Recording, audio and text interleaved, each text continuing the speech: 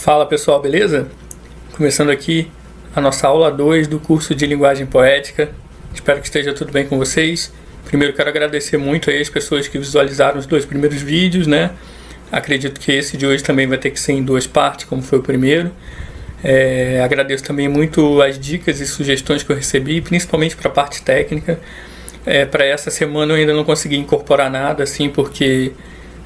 como eu já avisei no primeiro vídeo, eu tenho algumas limitações com essa questão do audiovisual, né, da edição e tudo, mas vou tentar ir para os próximos, né, para o decorrer do curso e acrescentando aí, mudando, né, trazendo essas opiniões, essas sugestões e mudando um pouco a dinâmica dos vídeos para ficar um pouco mais interativo com vocês, beleza? Queria agradecer também muito as pessoas que fizeram o exercício da primeira aula, né, que está no final da parte 2 da aula 1. Enviaram para o Lírica, né? Marcaram o perfil do Lírica no Instagram. Eu fiz até a repostagem da maioria, acho que de todos que eu recebi.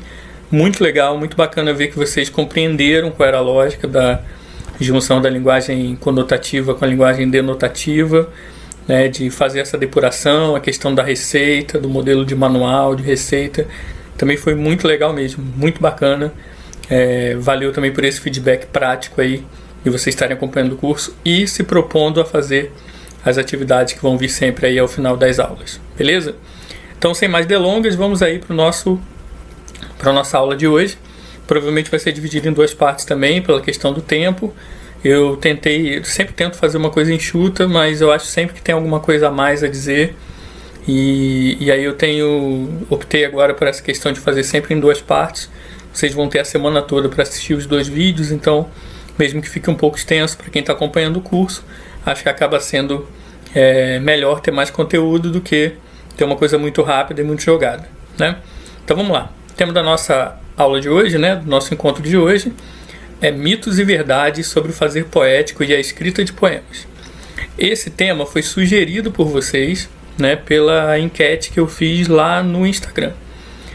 Algumas pessoas falaram, não exatamente isso, né, mas falaram sobre mitos sobre poesia, o que é verdade, o que é mentira sobre poesia. Fala um pouco pra gente sobre preconceitos que giram em torno da poesia, da escrita poética. E aí foi isso que eu tentei preparar para essa aula, com o objetivo da gente partir desses mitos e verdades e chegar em alguns conceitos, né, e conteúdos que vão ser explorados aí no curso também, ao longo dos nossos próximos encontros, beleza? Então vamos lá. Bom, primeira coisa, eu acho que para a gente esclarecer já de maneira direta, logo no início, seria responder essa pergunta, né? O que é um mito? E aí eu trouxe para me auxiliar poeticamente nessa empreitada, um verso do Fernando Pessoa, ele mesmo, que está no poema Mensagem, um dos poemas que compõe o poema Mensagem, em que ele diz que o mito é o nada que é tudo. E essa definição poética do Pessoa, né, conceitual para o que é mito, é muito interessante porque a gente vai ver aqui. Assim, primeiro que a gente já tem aí de cara, nossa aula 3, semana que vem, vai ser sobre figuras de linguagem, então já fica aí uma amostra assim, né, porque a gente tem de cara aí uma antítese muito forte, né, junto com uma metáfora. Mas a antítese é o que mais marca desse verso, né? Porque é o nada e o tudo. Nada e tudo, palavras diretamente opostas que são colocadas no mesmo contexto, né? Numa mesma relação textual para gerar um novo sentido. Então o que o Fernando Pessoa está dizendo para a gente é que o mito é algo esvaziado, ou seja, que não é factual, que não é visível, que não é crível. Se você pensar em comprovações, então ele é nada.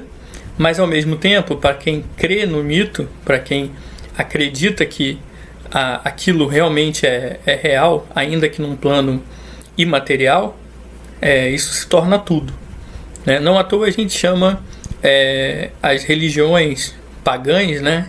Greco-latina, nórdicas, enfim, de mitologias, porque pra a gente trata isso com viés cultural de mitologias, ou seja, de narrativas fantásticas, né? Mas para aqueles povos, naqueles momentos, eram religiões, né? Eram crenças, assim como hoje no mundo ocidental, basicamente, né? Nós temos aí muito forte o cristianismo. Pode ser que daqui a alguns anos, centenas de anos, milhares de anos, alguém considere o cristianismo como uma mera mitologia, ou quem não acredita no cristianismo já o considere uma mera mitologia, com santos, com uma figura messiânica, um Deus que organizou tudo, enfim, que é uma lógica que segue aí basicamente em todo o corpo mitológico. Então o mito, ele parte não necessariamente de uma questão religiosa, mas ele parte de uma crença em algo que não existe, né? E eu creio tanto nisso que eu acabo transformando isso em real. Então é isso que o Pessoa está mostrando pra gente. E eu posso aplicar isso hoje no nosso tempo, por exemplo, a questão do consumismo, né? Eu posso dizer que a gente tem mitos de consumo, por exemplo, o iPhone ou qualquer produto da Apple, né? A própria logomarca da Apple ser uma maçã mordida, né? Você fazer essa associação do pecado original, né? Tipo, criar uma mitologia em cima disso, em cima da cor branca, né? Que transformou o iPhone no aparelho desejado que ele é hoje, o fone de ouvido branco ter sido o primeiro a ser produzido por eles. Então você vai percebendo que houve uma criação de uma narrativa mitológica em cima daquilo, para que hoje a gente identifique qualquer produto da Apple por aquele símbolo e identifique, associe imediatamente aquilo à excelência, né? Ninguém pensa que aquilo, vê aquela maçã e pensa assim, isso é ruim, isso não funciona, isso vai quebrar, né? Você já pensa sempre no desejo de ter, né? Não que todo mundo pense nisso, mas a maioria das pessoas vai associar diretamente aquele símbolo, toda aquela narrativa que foi construída por trás daquele símbolo, daquela marca, né? A lógica é uma lógica positiva, que não necessariamente é real, né? Mas que te conduz a consumir daquela maneira. Então, pensar em mito é pensar em algo que é esvaziado de relação factual, ou seja, de relação material, mas que transborda, né? Que é cheio de relação imaterial. Então, quando a gente vai falar aqui dos mitos da poesia, né, a gente está pensando em coisas que se tornaram, de tão ditas, se tornaram verdades mitológicas, mas que na prática não são. E é isso que a gente vai ver um pouco agora. Bom, mitos comuns sobre poesia. Eu numerei 3 aí, e aí em cima deles a gente vai conversar um pouco. O primeiro deles é dizer que para ser poema precisa rimar.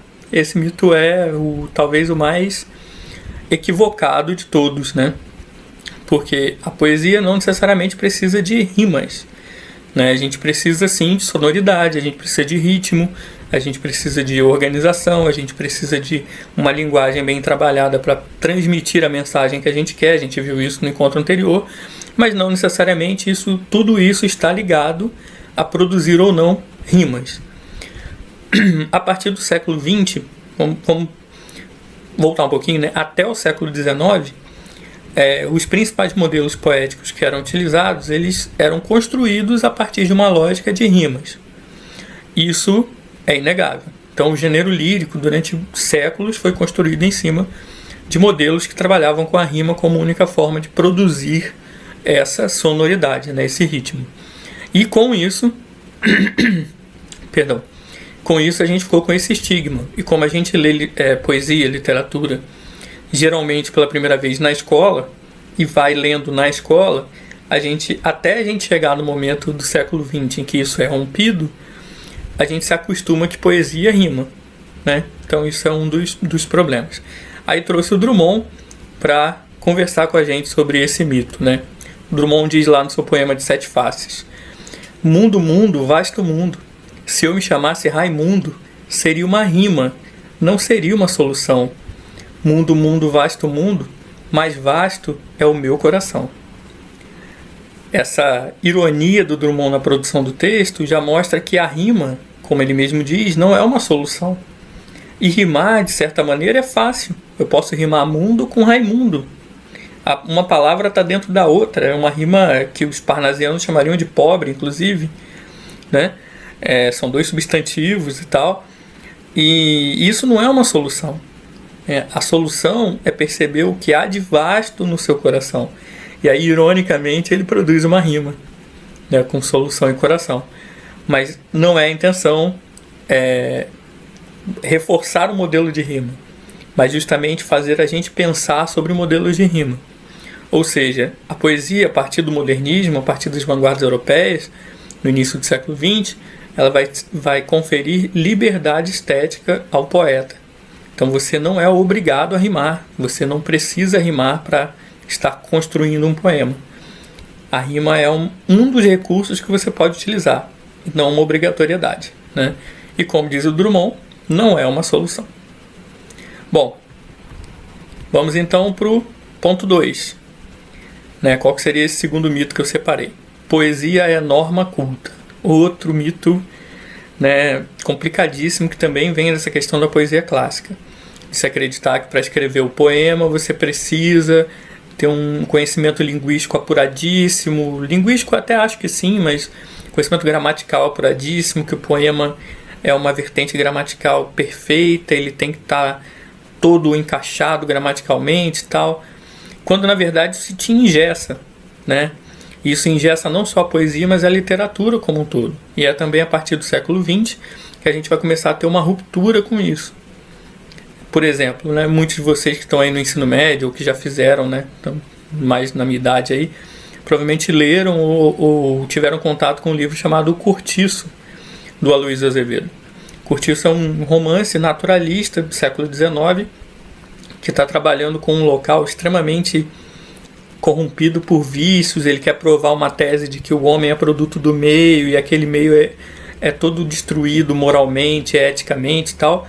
E ele coloca personagens extremamente populares ali, cenas grotescas, algumas delas, inclusive uma briga entre a portuguesa e a Rita Baiana, né, que estão brigando por causa do Jerônimo, que era marido da portuguesa, abandona ela para ficar com a Rita e tal, num cortiço, naquela lama, naquele lixo, e a briga delas é toda em norma culta.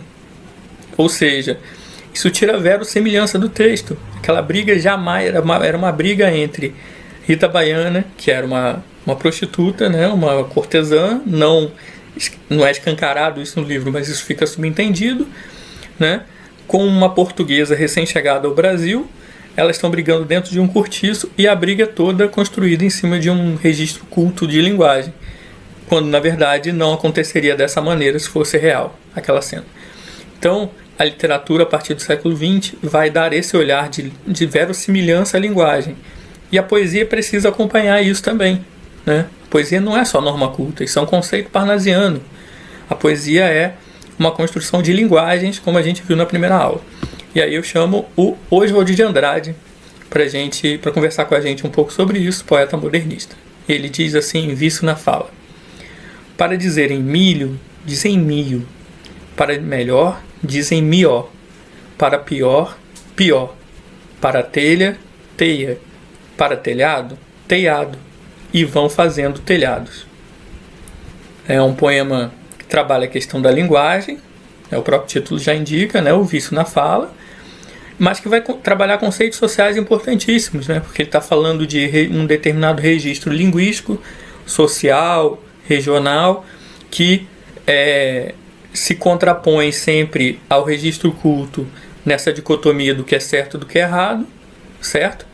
E no fim das contas, quem constrói a nação, quem está construindo aquele progresso do início do século XX, são essas pessoas que estão fazendo telhados. Assim como hoje, isso se mantém. Quem constrói esse progresso na parte mais baixa da pirâmide não são as pessoas que falam perfeitamente a norma culta, porque eu acho que isso nem existe em nenhum âmbito social, mas são as pessoas que têm esse falar popular, que estão mais ligados ao falar do seu grupo, né, do que propriamente a um falar erudito, né, um falar culto. Então, essa é a primeira parte do vídeo. A gente volta na segunda aí com o terceiro mito e outras considerações. Beleza?